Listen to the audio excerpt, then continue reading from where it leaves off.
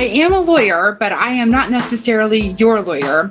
The materials discussed in this podcast are for informational purposes only and should not be deemed legal advice. If you have a specific legal question according to your circumstances, then I encourage you to speak with an attorney licensed in your jurisdiction.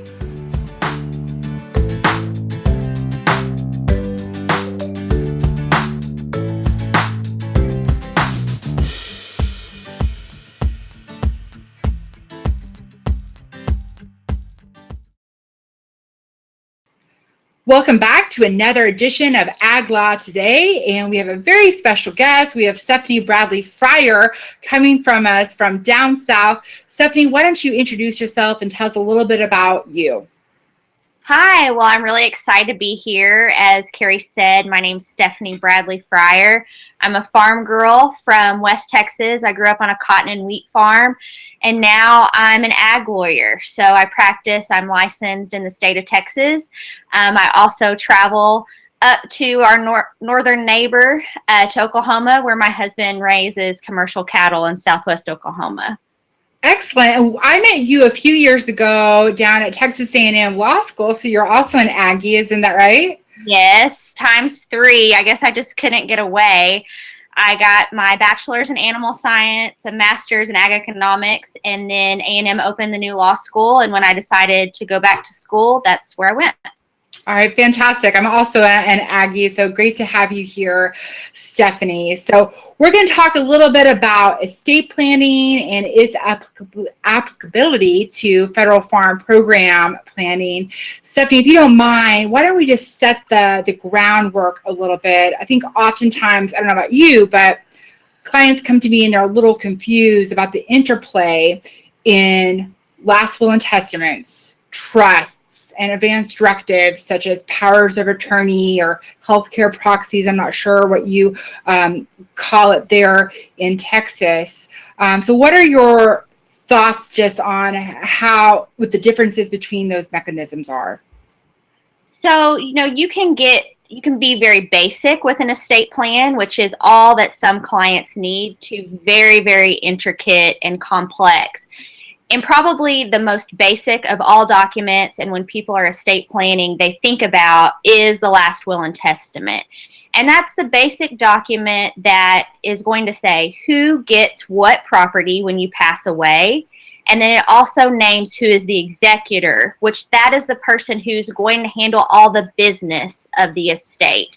They're going to be signing paperwork. They're going to be making sure that the right property gets in the right hands. So that's probably the most very basic document that, I would recommend that if you're doing an estate plan, and you need to have that document. The other documents that you mentioned are a power of attorney. The first one is a financial power of attorney, and the person named as the agent will be able to act on your behalf to sign financial documents. And you have the option to either have that go into effect immediately or in some sort of incapacitation where you can't act on your own behalf. On the flip side, the medical power of attorney is a person that can act on your behalf and, sign up for tests at the doctor's office, get medical information about you, and also that goes into effect upon your incapacitation. And then the one that everyone likes to talk about is sometimes called the living will or an advanced directive. And that's the document that says in the event that I am never going to get better, I have some sort of irreversible condition, I do or I don't want the machines to keep me alive. And so that's kind of a hard decision to make for some people, but it really is a gift for those loved ones that have, they don't have to make that decision if they know what your wishes are. So those are kind of the basic documents. You can get more complicated when you throw in things like trust. You can also use other devices such as limited liability corporations. So some business type entities to help you with your estate planning. But those ones that I wanted to detail, those are the basics. So how would you describe the differences between estate planning, succession planning, and business planning? Because I think that they're all related, but there are definitely some distinct differences between or among the three of them. Well, estate planning is what's going to happen some of those documents, when you can no longer act for yourself, so the power of attorney, medical power of attorney, but then the will won't go into effect until you pass away. So it is a planning mechanism, but nothing happens with what is contained in that document until you pass away.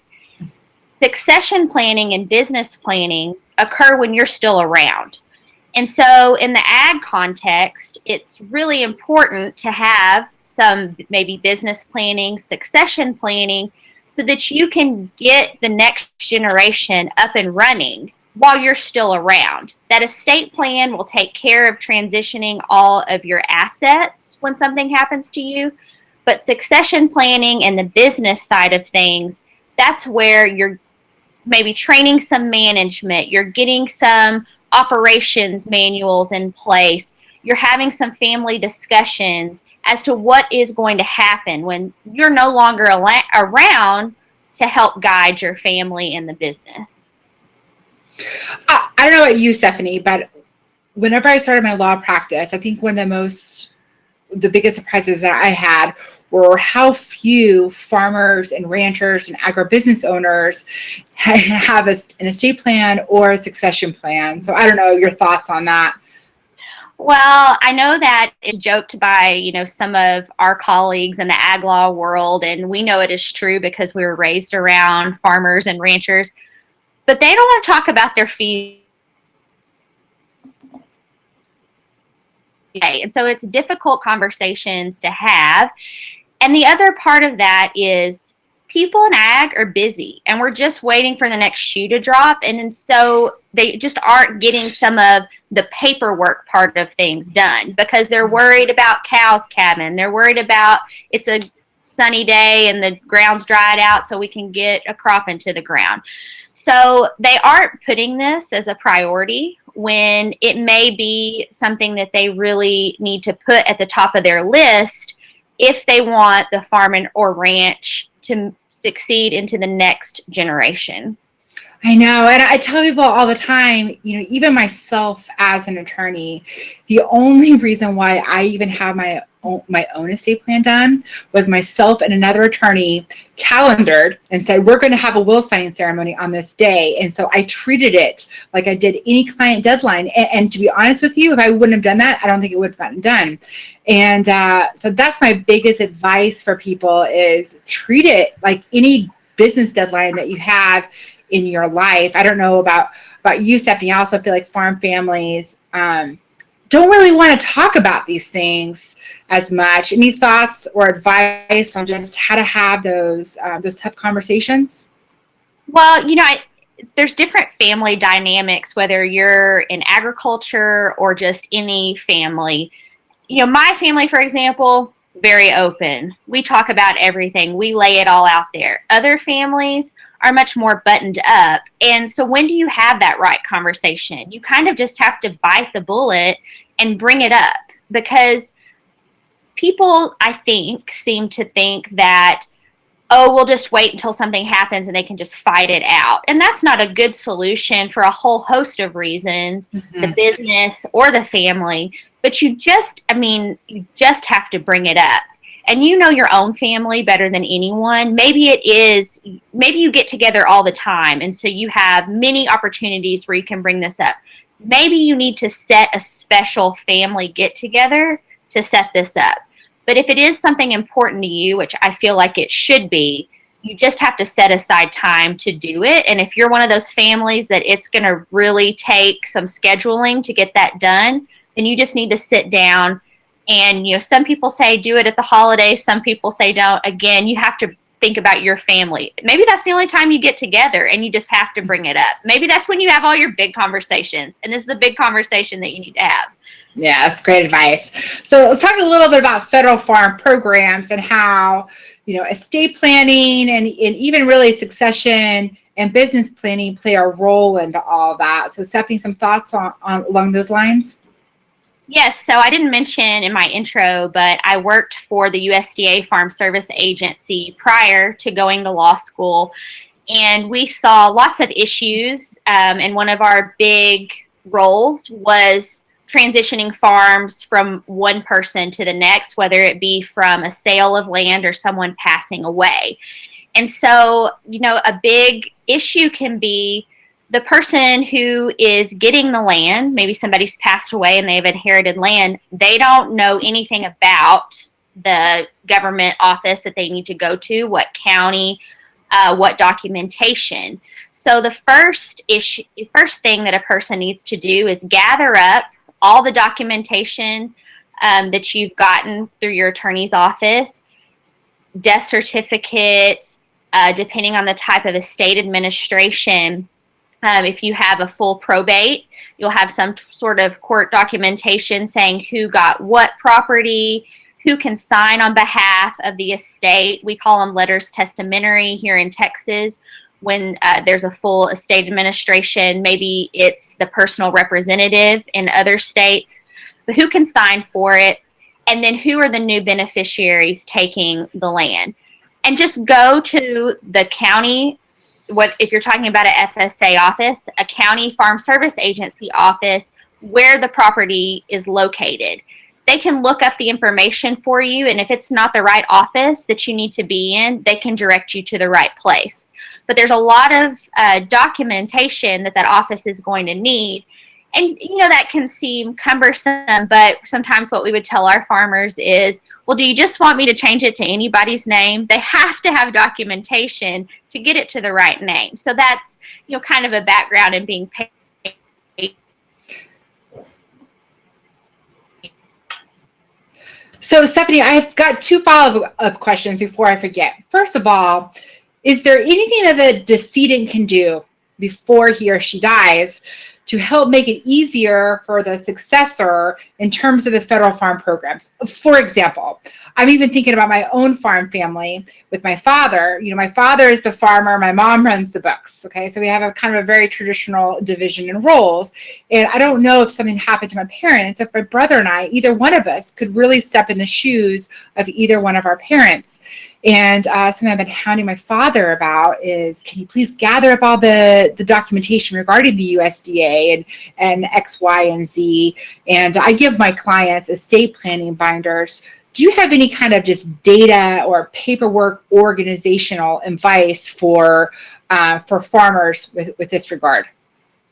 Yeah, definitely, because you may be taking over a farm that is enrolled in multi-year programs. Maybe it's a year program, and the contract, you always get a copy of the contract at an FSA office. So keeping that in an estate planning binder, or it doesn't even have to be in the same estate planning binder, but some sort of farm binder box that you keep those documents in. So I would definitely say contracts, copies of where you've certified acreage, information about what crop insurance agent you use and different how you've been insuring in the past, because there's all different types of options that you can choose at an insurance office. Documentation about your yields on those farms. I think that all goes together in a record-keeping system. The other thing that I would suggest is, why it may not seem necessary, you're just going to get your paperwork done at the FSA office and headed right back out to the field. But this is part of that succession planning, is taking in the next generation to see what goes on in that office, introducing them to the county office staff, letting them know this is the person that you go to for an ARC PLC contract. This is the person you go to for a conservation reserve program contract, and letting them get the feel of the office, and also letting the office know who they are, so then when it's their turn to take over those sign up responsibilities, they'll know how to do that. And when I was a county executive director, we had farmers that were doing a really great job they had children that had come back to the farm, and they'd bring them into the office and let them see how things operated. So really that hands-on is really helpful if you have a kid that's around to do that. at the very least, keeping those contracts and documentations of the programs, who your landlords are, what their contact information is, for not only the FSA office, but also for the insurance office as well. And then I have to also mention the conservation programs with NRCS as well. That could all be together. That's fantastic. I think that definitely goes into the operations manual and passing the managerial skills from one generation to the next. And, of course, I'm an attorney and I want everybody to have an estate plan, whether simple or complex. Everybody needs one, right? But at the end of the day, I think that my biggest concern in the ag industry is really passing those skills and that knowledge base to the succeeding generation. So Stephanie, the other follow-up question I had whenever you were talking previously was about probate. And perhaps I have been telling my clients the wrong news this whole time, but whenever I try to sell trusts, the big advantage that I tell them with trusts are it avoids probate, okay? Everything is private, so it's not public record, and it's instantaneous. And then another advantage that I usually bring up is that if a farm is enrolled in a federal farm program, then it can be held up in probate. So that is an advantage of a farm going around probate and it being in a trust. Am I right on that, or am I mistaken? Well, no, you're exactly right. A trust doesn't go through probate. It skips all those steps and goes automatically into whoever the beneficiaries are named in that trust. The disadvantage that you might see at the FSA office is in something called payment limitations. And if you are a farmer or rancher who goes to the FSA office, you know that each limitation, which I believe is $125,000 per payment limit for most programs. Now, a trust is considered an entity, no matter how many persons are named as beneficiaries, they only get one limit. Now, this may not be a problem if you're only getting $50,000 from the FSA office, but say you have a very large farm and you're getting $250,000 when it's in two individual names. That can be a problem for some larger operators. But you're exactly right with it goes right around probate. If something goes in, it does go through probate, and it's in an estate, the FSA office can work with an estate. It can make payments to an estate if you have a tax ID number, and they're just going to need to know who's the executor of that estate, because that's going to be the person who's going to handle all the business in the FSA office while the estate is open. Once it closes, the land goes to whoever is supposed to inherit that land, the estate will close. Are there different types of business entities that are better for federal farm programs than other entities, such as are general partnerships better than LLCs or vice versa? Well, so many farms operate as just a general partnership, and that's great because you get all the payment limitations as you have number of members. So if you have 4 members in a general partnership, you get 4 payment limits. So that's great.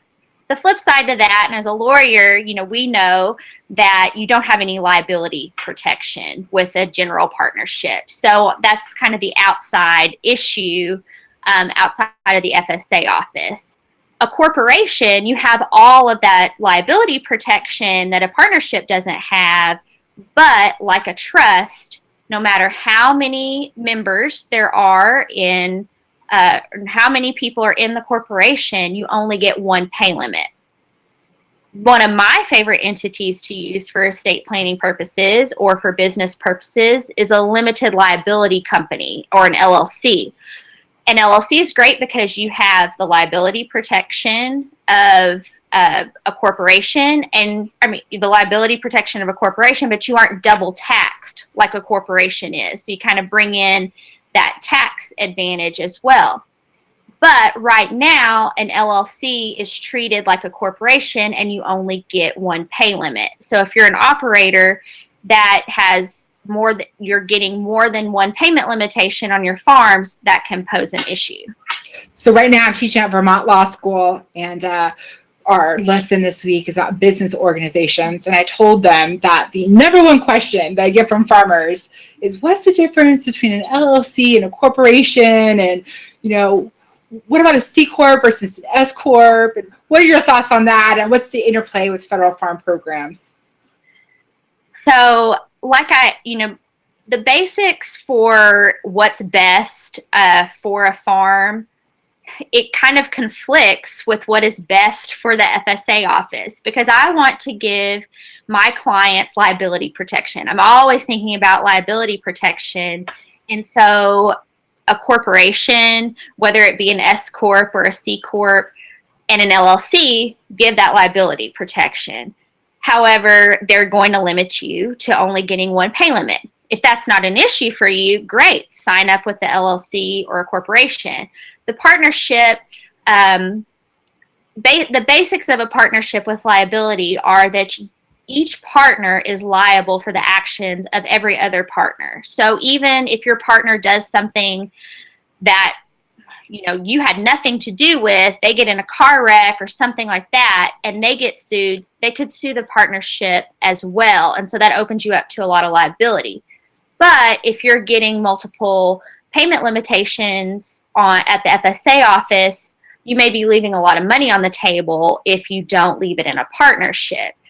The tax advantages are with the partnership and the LLC, because with the LLC, you have what they call a pass-through taxation system. With a corporation, you're taxed at both the corporate level and at the member level. At the LLC, it passes through and only taxed at the member level. So it has all this interplay, but things that a farmer has to worry about: their taxes, the FSA office, their liability. And so that's why it might be important to get your CPA involved to see how those tax issues might affect you, and see which, maybe you need to do a corporation as an S Corp, which is a closely held corporation that has some tax advantages that a larger C Corp wouldn't have. But I always recommend to my clients, when you get into those tax issues, consult your CPA, get myself or your attorney in the room with your CPA, so that you can discuss all those issues, so that you aren't hindering one another and losing money, or, holding yourself out to have some liability exposure. One of the best analogies that I heard about all this was from Pat Dillon. And in his book, he talks about estate planning being a lot like juggling, right? And so only one ball is in the air while the others are down. And then as you go about your life, a different ball might need to be in the air, symbolizing shift of priorities, right? So I feel like as time goes on, perhaps limited liability is more important than the pay, or vice versa. Stephanie, how often do you recommend that your clients revisit their estate plan? I think that if you have a major life event, no matter if you did your estate plan 6 months ago, if you have a major life event like a death, divorce, a marriage, then you need to revisit, because some things have probably changed in that estate plan. If you don't have any major event like that, then maybe 3 to 5 years, you should revisit, see where you're at with your business, see how your family has changed.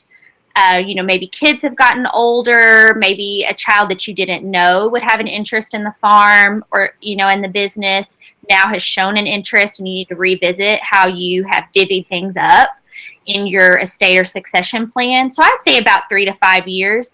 But if you have a major life event, something has changed. Those ones I mentioned, or maybe you bought more property or sold property, those would be some other major events to revisit. I loved how you suggested bringing the CPA in the conversation. Are there any other team players that you would suggest being a part of the estate planning or succession planning team? Farmers know that you must have a good relationship with your banker, because you are getting financing, whether it's for purchasing more land or whether it's for operating each year. And so you don't want to mess anything up with that relationship with an estate plan. And so some of the things I mentioned, like an LLC or a trust, if you're putting property in to one of the trust or the LLC, that might affect how your bank note is written. And so you need to get the banker involved so that you don't cause any problems where it's an acceleration of the note, or maybe you don't qualify for a loan anymore. So getting your banker into the mix is also a good person to have there. And that's a good person also as part of your succession plan to be introducing the next person in line that's going to be managing, because they're going to have a very close relationship with that lender as well. Yeah, that's great advice. So, Stephanie, whenever people are coming in my office for an estate plan, one of the things that I like to do is I go through a little bit of the assets of the farm. And I inevitably ask them, how is the land titled? And sometimes I get some confused looks. Some people don't even know how their land is titled, or different parcels are titled in different ways. How do you recommend that farmers title their land? And does it have any effect on probate or FSA programs? So you're going to see the same issues that we've mentioned before with probate, with the FSA, based on how the land's titled. So if the land is titled in an individual's name, then it would go through the probate process when you pass away. If a person has a will, that land would pass via however the will says it should pass. If not, it's going to pass based on state intestacy laws. And if it is an individual name at the FSA office, that individual will be the person that is the landowner in the computer program, and they are the ones that is going to get payments if they're on shares, or they're going to be the person that has to sign leases if they're leasing out property and not getting payments at the FSA office. So, Stephanie, we've got we've